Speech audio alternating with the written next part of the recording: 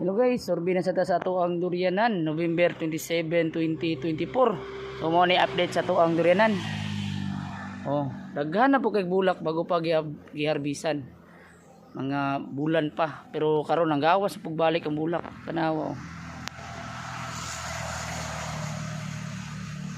Nana po namurot.